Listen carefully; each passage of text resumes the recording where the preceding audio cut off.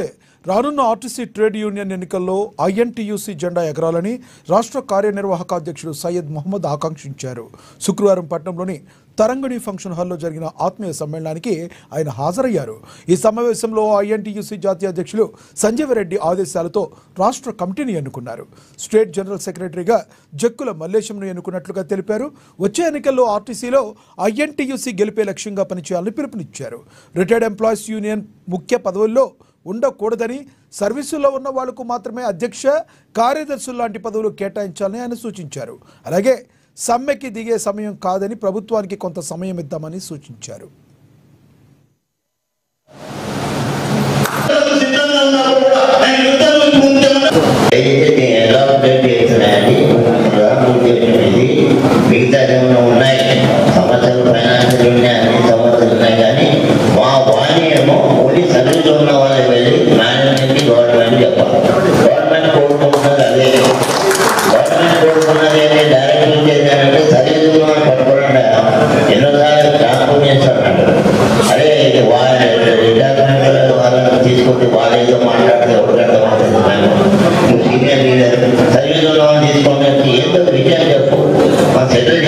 ఇప్పటికి వాళ్ళు సెటిల్ చేస్తామంటున్నారు.